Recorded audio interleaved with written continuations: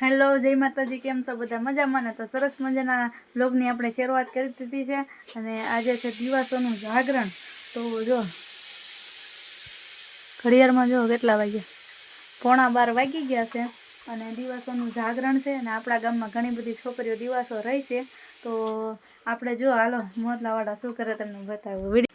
રાતના 12 વાગ્યા છે પણ અહીંયા બધી તૈયારી શરૂ છે. એક સાઈડ ઢગડો છે, એક સાઈડ બટેટા છે ને અહીંયા ભેળ બને છે ને અહીંયા ડુંગળી સુધારવાની છે. કેમ અત્યારે ઓર્ડર આવ્યો છે મારે?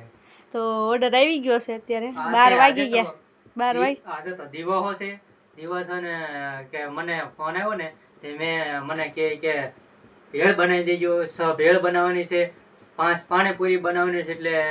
એટલે એટલી આઈટમ બનાવવાની છે. એટલા માટે આપણે વહેલાસર પાછા બધા વિડીયોમાં બનાવી દીધું. તો આવી રીતના આ બધું બનાવવાનું છે અને 12 વાગ્યા છે ને તોય આપણે પાણીપુરીનું કામકાજ કરવું છે.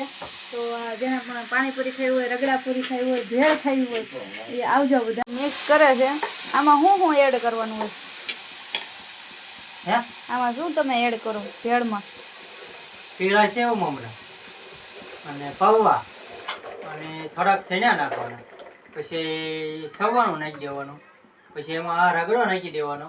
રગડો નાખીને પછી પાછું આમ હલાઈ નાખવાનું. હલાઈ આ લીલી ગ્રીન ચટણી નાખવાની, પછી થોડી પેલી લાલ ચટણી નાખવાની મરચાની, અને પછી ડુંગળી નાખીને હલાવી પછી એમાં સોસ નાખી દેવાનો ચટણીનો. એટલે ભેળ બની ગઈ કમ્પ્લેટ. બરાબર, આવી રીતના ભેળ બનાવો એમ ને? આવી રીતે બને.